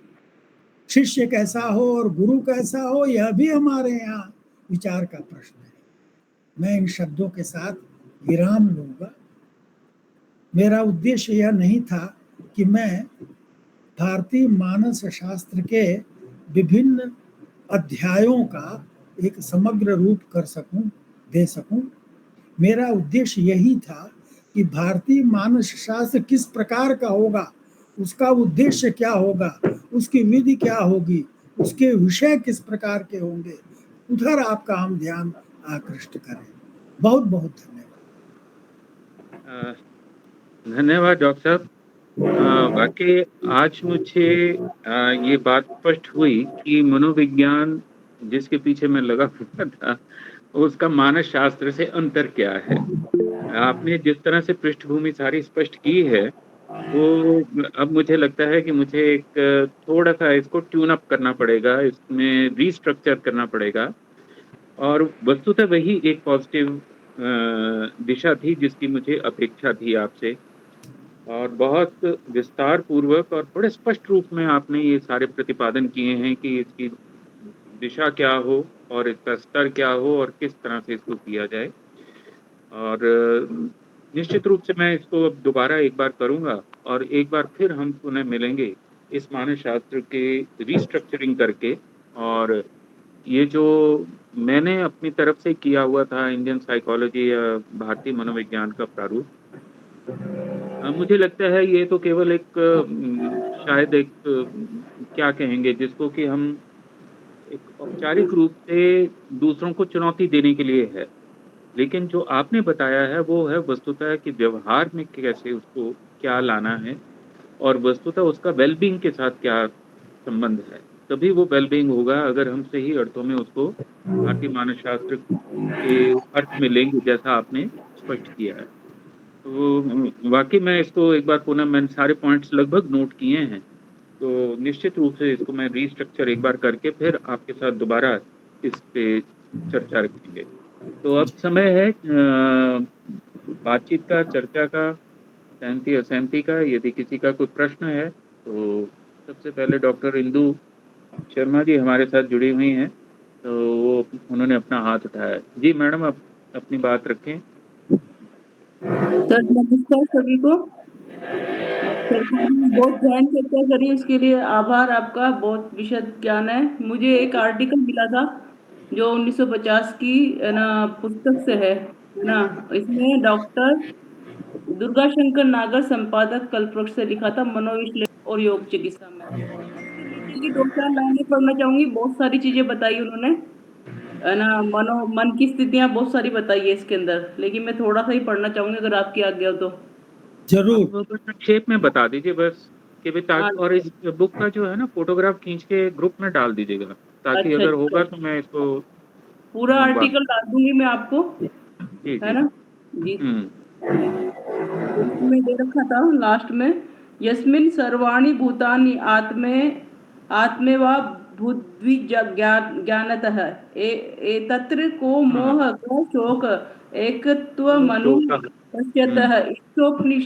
ईशोपनिषद का है। जी जिस जी अवस्था में पहुंचकर सब ब्रह्म जगत आत्मा ही हो जाता है, सर्वत्र आत्मा ही आत्मा को जी देख जी लेता है, जहाँ वही एक आनंद धन परमात्मा ही सामने है, वहाँ शोक और मोह को कोई जगह नहीं है ना। तो इसमें मुझे और भी चीजें हैं इसमें देने के लिए। अच्युतानंद गोविंद नामोच्चारण भेष जातः नमस्य नश्यन्ति शकला रोगा सत्यम सत्यम वदाम्यहम। अच्युतम आनंद गोविंद परमात्मा के पवित्र मनोच्चारण से सब रोग नष्ट हो जाते हैं। धन्वंतरी भगवान कहते हैं कि ए मनुष्यों, मैं सत्य कहता हूँ, मैं सत्य कहता हूँ। थोड़ी देर भी सच्चे हृदय से की हुई प्रार्थना, जप और ध्यान मनुष्य के हृदय में ऐसा अप्रतिम प्रभाव डालते हैं कि उसका हृदय परम शांत हो जाता है और चित्त स्थिर हो जाता है। ये इसमें लिखा हुआ था, और भी चीजें लिखी हुई इसके अंदर, लेकिन मैंने बस इसी का, और जो सर की बात मैंने सुनी वो भी मुझे है ना जो मैं अपने बात से समझ पाई हूँ कि जी जैसे गीता में बताया गया है कि सभी हम एक ही तत्व से बने हुए हैं, आत्मा एक ही तत्व का प्रारूप है। तो अपने भारत का दर्शन तो ऐसा है कि अगर अपन दूसरे की आत्मा को भी अगर कष्ट दे रहे हैं तो खुद की आत्मा को ही कष्ट दे रहे हैं। जी जी तो बिल्कुल। ये भारत का दर्शन, जो इससे अच्छा मनोविज्ञान क्या होगा। और दूसरा जी। इसके अंदर है कि जो अपना कोष का निर्माण होता है वो अन्न से होता है। हम्म। भारतीय परंपरा है शुद्ध अन्न जी खाने की, है ना। जी। वो पैकेट बंद अन्न नहीं खाते, तो उनका राइट। मन भी शुद्ध और पवित्र रहता है। तो अन्न, वो जो अन्न से जो कोष बनता है, परम कोष जो होता है, मेरे जी जी फिलोसॉफी का सबसे बड़ा आधार है अपने जीवन का शारीरिक, मानसिक, आत्मिक और चित्त से द्वारा। जी और बहुत सी चीजें कह रही थी, लेकिन धन्यवाद। जी, धन्यवाद। आप इसके फोटोकॉपी भेज दीजिएगा तो जी सर। ग्रुप में। जी। जी सर। अ, और किसी का कोई, डॉक्टर अरुण कुमार उपाध्याय जी हैं हमारे साथ जुड़े हुए, और और किसी विद्वान की कोई टिप्पणी है, कोई कुछ कहना चाहता हो, किसी का कोई वक्तव्य हो तो? नहीं। तो डॉक्टर अखिलेश जी हैं, डॉक्टर मीनाक्षी जी। चलिए, मुझे लगता है अभी किसी की सर कोई टिप्पणी नहीं है, लेकिन मैं चाहूंगा कि एक कंक्लूडिंग कुछ बात आप हमारे साथ जरूर साझा करें कि ये सारा आपने इतना व्यापक हमारे सामने एक प्रारूप रखा है। इसको ठोस बनाने में मुझे अभी थोड़ा समय लगेगा, लेकिन फिर भी मैं चाहूंगा कि अगर कुछ एक बिंदु, अगर रूपिका मैडम, डॉक्टर रूपिका जी। नमस्कार सर। सर मैं हृदय से आभार व्यक्त करना चाहती हूँ गिरीश्वर सर का, कि ये मन जो हम सबको इतनी बुरी तरह उलझाए रखता है, उस मन को उन्होंने इतने सरल, स्पष्ट, गहन और और व्यवस्थित रूप से भारतीय मानस शास्त्र के परिप्रेक्ष्य में हम सबकी बुद्धि मन में डालने का प्रयास किया है और उसमें वो बहुत सफल सिद्ध हुए हैं। सर, आपने पुरुषार्थ के संदर्भ में धर्म की बात कही है। हम सब जानते हैं कि धर्म उसका मूलाधार है। तो मेरी एक जिज्ञासा है कि जो धर्म है, जैसे आपने बताया कि पुरुषार्थ के साथ तो संबंधित है, वो हमारे सामाजिक आचार और व्यक्ति के आचरण के साथ संबंधित है, या उसका हमारे आत्म परिष्कार के साथ भी क्या संबंध है? क्या संबंध है? और धर्म का अर्थ क्या है? धर्म को हम कैसे समझें, कैसे जानें? बहुत सरल और बहुत कठिन प्रश्न आपने पूछा है और उत्तर भी आपने दे दिया है। संक्षिप्त उत्तर यह है कि धर्म जो है वो आचरण से या कह लीजिए सदाचार से जुड़ा हुआ है। उसको बिल्कुल संक्षिप्त रूप में यदि कहा जाए तो वैसे कहते हैं धर्म से तत्व निहितो गुहायाम, तो धर्म का तत्व जो है वो पूरी तरह से इतने कम समय में निरूपित नहीं किया जा सकता। धर्म जीवन का रहस्य है। जीवित कैसे रहा जाए और जीवन की रक्षा कैसे किया जाए, उसे धारण करना, मेंटेन करना, कंजर्व करना, प्रिजर्व करना, या कि आप पढ़ते हैं ना कि ब्रह्मा विष्णु महेश, तो जो स्थिति है, जो जीवन विद्यमान है वह विद्यमान रहे और इस तरह से विद्यमान रहे कि वह ऊर्ध्वगामी हो, उदात्त मूल्यों की ओर आगे बढ़े, वह मुक्त करे, जो क्लेशों से मुक्त करे, अपने को भी और दूसरों को भी। दूसरे का और अपना आत्मना प्रतिकूलानि, अपने जो प्रतिकूल है वह दूसरे के साथ आचरण नहीं करना चाहिए। आत्मौपम्य का व्यवहार का आधार होना चाहिए, अर्थात जो आपको अच्छा लगेगा वो दूसरों को अच्छा लगेगा, इतना तो मान सकते हो। तो धर्म जो है वह एक प्रकार की निरंतर चुनौती है कि आप उस कसौटी पर किसी भी व्यवहार को, आचरण को, बातचीत को कसते रहिए कि वह सबके भले के लिए हो। अगर वह है तो वह धर्म है, और यदि वह ऐसा नहीं करता है तो वो अधर्म है। मैं अभी इतना ही कहूँगा। जी, निश्चित रूप से इसको अब मेरे मन में आपने बहुत सारी बातें डाल दी हैं। मतलब इसको अगर इसकी पुनर्संरचना करनी है तो मुझे लगता है कि इसका जो पैरामीटर्स डिफाइन करने होंगे वो शांत से मंगल तक की यात्रा, श्री तक की यात्रा मनःशास्त्र के माध्यम से कैसे हो सकती है, इसको मैं देखूंगा और फिर आपके साथ दोबारा एक संवाद करूंगा।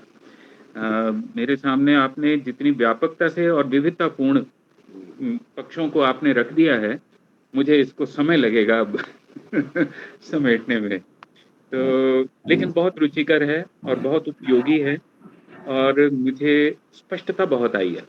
तो मैं उसके लिए आपका अत्यंत आभारी हूँ, धन्यवाद करता हूँ, हृदय से आपका धन्यवाद करता हूँ कि और यही शायद कारण होता है इन वेबिनार्स को आयोजित करने का कि जो विचार की सीमा एक अलग बात है, लेकिन विचार को हम जो सही समझ रहे होते हैं उसके और कितने आयाम हैं ये आप जैसे विद्वानों के संग से हमें पता लगता है। उसमें एक स्पष्टता आती है, व्यापकता आती है, सरलता आती है। तो आज मैं ये आपके अभिभाषण से ये कह सकता हूँ कि मेरी बुद्धि में इस मानस शास्त्र को लेकर के एक सारल्य का भाव आया है। मैं अब ज्यादा स्पष्टता से देख पा रहा हूँ इन चीजों को, नहीं तो वो थोड़ा सा हो सकता है आवेशात्मक था। जो मैं मनोविज्ञान की जिस रूप में बात कर रहा था उसमें आवेश शायद अधिक था, लेकिन आज आपने उस आवेश को धो दिया है, तो मैं उसके लिए आपका बहुत बहुत आभारी हूँ, धन्यवाद करता हूँ। और इसी तरह से आप हम पर कृपा बनाए रखें, दिशा निर्देश देते रहें, मार्ग निर्देशन करते रहें, और जो जहां हम इधर उधर हो जाते हैं वो सही मार्ग पर आप हमें ले आया करें। ये आपका भी दायित्व है। मेरी तो जिज्ञासा है लेकिन हम लोग आपके दायित्व हैं। तो आप हमें वर्ण करें, स्वीकार करें और हमारा दिशा निर्देश इसी तरह से करते रहें। तो चलिए आज की इस चर्चा को हम यहीं पे पूर्ण करते हैं और फिर दोबारा मिलेंगे इसके तीसरे भाग के ऊपर चर्चा करने के लिए। लेकिन जब मैं इसका सारा संस्कार कर लूँगा और फिर पुनर्निर्माण करके फिर आप लोगों के सामने उपस्थित होंगे हम लोग। धन्यवाद, बहुत बहुत आभार आप सब प्रतिभागियों का भी जो हमारे साथ धैर्यपूर्वक जुड़े रहे। तो thank you so much, thank you everyone.